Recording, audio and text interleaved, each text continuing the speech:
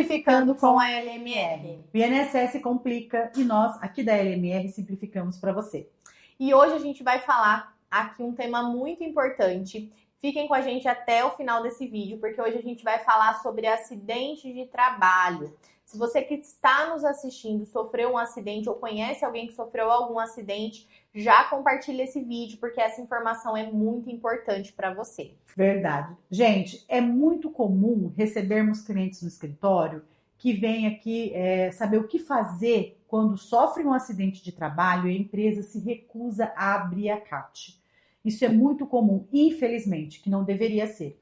Nesses casos, quando a empresa se recusa a abrir a CAT ela não tem que ser aberta necessariamente pela empresa. É melhor que se abra pela empresa, por quê? Porque daí é mais fácil do INSS reconhecer isso, tá? Mas se porventura a empresa se recusar a abrir tua CAT, você pode procurar o sindicato, a saúde do trabalhador, esses órgãos vão abrir a CAT para você, tá? Gente, e outra questão importante é que quando se tem um acidente de trabalho, você precisa observar com relação às sequelas desse acidente, porque além da questão do CAT, você também precisa ter o respaldo do INSS, né? Não só da empresa, mas também do INSS. Se é um acidente que te deixou incapacitado para as atividades por mais de 15 dias, então a partir do 16º dia você vai precisar do auxílio do INSS para você não ficar financeiramente desamparado.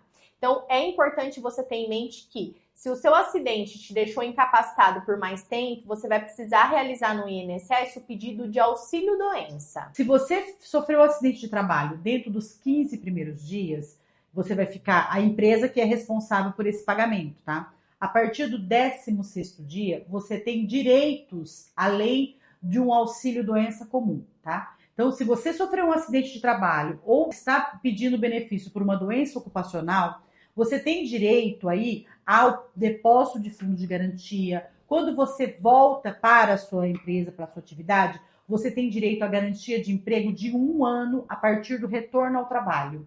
E veja, se ficou alguma sequela com relação a esse acidente, é possível que você receba uma indenização até a aposentadoria. Essa indenização que a gente chama é o auxílio acidente. É uma maneira de ser indenizado pela sequela, pela perda parcial da capacidade que você teve com relação a essa doença ou acidente de trabalho. Então, não é só o acidente de trabalho que dá direito a esse auxílio acidente. Se você tem uma doença laboral, também é possível que você volta com limitação ao trabalho, é possível que você possa receber esse auxílio acidente. Um exemplo muito comum, gente, que acontece voltado a essa questão da doença laboral é a perda auditiva.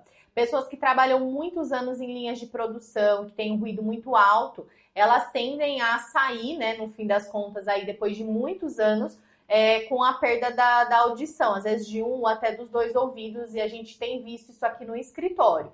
Então, não é só para acidentes que acontecem ali no dia a dia, mas também situações como essa das doenças ocupacionais, que ao longo de cada dia, de pouquinho em pouquinho ali, você vai tendo a sua saúde prejudicada. Então, você também pode fazer a abertura do CAT no caso da doença ocupacional. Ontem eu atendi uma cliente que ela teve uma doença laboral, que o síndrome do túnel do carpo. Ela fez cirurgias, ela não conseguiu voltar à sua capacidade, mesmo com as cirurgias.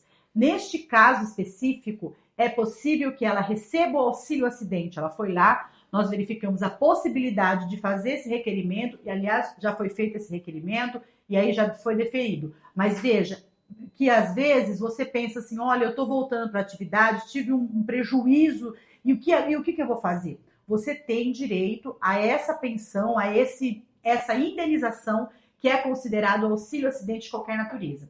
Ele tem requisitos. Você precisa estar parcialmente incapacitado, você ser reabilitado e ter condições de exercer uma nova atividade.